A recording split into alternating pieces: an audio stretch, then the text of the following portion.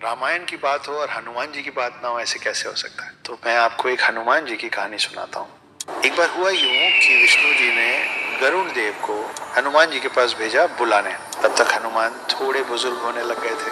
गरुण वैकुंठ धाम से विष्णु जी के आदेश पे उड़ के गए और वो पहुंचे हनुमान जी के पास पृथ्वी में। उन्होंने बोला कि विष्णु जी आपको याद कर रहे हैं, चलिए। हनुमान बैठ के राम जप कर रहे थे।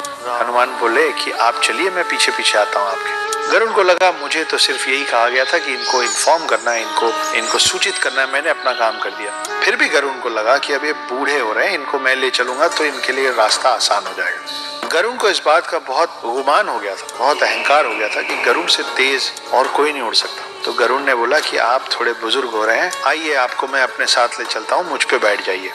हनुमान जी ने फिर से कहा कि मैं अभी अपना जाप खत्म करूंगा, उसके बाद आऊंगा, आप चलिए मैं आता हूँ। गरुण निकल गए। गरुण पूरे स्पीड से उड़ के वापस विष्णु जी के पास वैकुंठ धाम पहुंचे। मगर वहां पहुंच के देखते क्या है, वो देखते हैं कि ऑलरेडी हनुमान जी बैठे हुए हैं विष्णु जी के पांव के पास। ये पूछते हो कि प्रभु मुझे कैसे याद किया।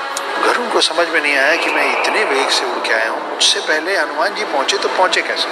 और उनके दिमाग में एक और सवाल था कि अगर हनुमान जी यहाँ पहुंच भी गए थे तो द्वारपाल जो उस दिन सुदर्शन चक्र थे वो हनुमान को अंदर कैसे आने दिए।